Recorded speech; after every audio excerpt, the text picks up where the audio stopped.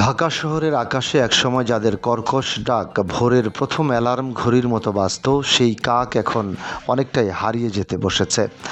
৮০ ও ৯০-এর দশকে ঢাকার প্রতিটি ছাদ, কার্নিশ, গাছের ডাল ও উঠোন ছিল কাকের স্বাভাবিক বিচরণভূমি। তখন মানুষের ঘুম ভাঙত মরগের ডাক নয়, বরং কাকের পরিচিত কা কা শব্দে। কিন্তু ২০২৬ সালের এই যান্ত্রিক নগরীতে এসে সেই চিত্র পাল্টে গেছে। কংক্রিটের জঙ্গলে ঢাকা শহরে এখন শোনা যায় কেবল যানবাহনের হর্ন, নির্মাণ কাজের শব্দ আর শীতাতপ নিয়ন্ত্রিত যন্ত্রের গুঞ্জন। প্রকৃতির পরিচ্ছন্নতা কর্মী হিসেবে পরিচিত কাক আজ নগর থেকে অনেকটাই অনুপস্থিত। পুরান ঢাকার বাসিন্দারা বলছেন, একসময় তাদের দৈনন্দিন জীবনের অংশ ছিল কাক। খাদ্যের উচ্ছিষ্ট, রান্নাঘরের বর্জ্য বা মাছ মাংসের ফেলে দেওয়া অংশ মুহূর্তেই কাকেরা পরিষ্কার করে দিত।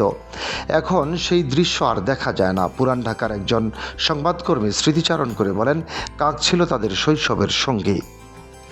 কাকের চুরির অভ্যাসও ছিল, তবে তা নিয়ে এক ধরনের আনন্দ ছিল। তিনি আরও জানান, কাকের সামাজিক আচরণ এবং একসঙ্গে শোক প্রকাশের দৃশ্য মানুষকে বিস্মিত করত। সূত্রাপুর এলাকার একজন স্থানীয় বাসিন্দা জানান, আগে বাসার উচ্ছিষ্ট খাবার ফেললেই কাকের দল আকাশ থেকে নেমে এসে সেগুলো পরিষ্কার করে দিত। এখন সেই জায়গা দখল করেছে প্লাস্টিক ও পলিথিনের বর্জ্য, যা কাকের জন্য ক্ষতিকর হয়ে উঠেছে।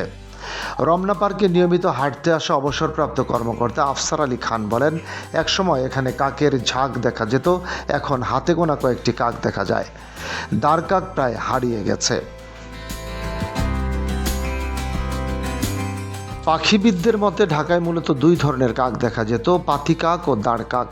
নগরায়ন, গাছ কাটা, জলাশয় ভরাট এবং আবাসস্থল ধ্বংসের কারণে বিশেষ করে দাঁড় কাক প্রায় বিলুপ্তির পথে। বিশেষজ্ঞরা বলছেন, কাক কমে যাওয়া শুধুমাত্র পাখি হারানো নয়, বরং এটি একটি শহরের পরিবেশগত ভারসাম্য নষ্ট হওয়ার বড় সংকেত। কাক প্রাকৃতিকভাবে বর্জ্য পরিষ্কার করে শহরকে পরিচ্ছন্ন রাখতে গুরুত্বপূর্ণ ভূমিকা রাখে। ঢাকায় এখন কংক্রিটের বিস্তার, শব্দ দূষণ এবং তাপমাত্রা বৃদ্ধির কারণে কাকের প্রজনন ও টিকে থাকা কঠিন হয়ে পড়েছে। পাশাপাশি খাদ্যের গুণগত পরিবর্তন ও বিষাক্ত বর্জ্য তাদের জন্য হুমকি তৈরি করেছে। পরিবেশ কর্মীরা মনে করেন, কাকের এই অদৃশ্য হয়ে যাওয়া শহরের জন্য এক ধরনের সতর্ক সংকেত। এটি প্রমাণ করছে ঢাকা ধীরে ধীরে প্রাকৃতিক ভারসাম্য হারাচ্ছে।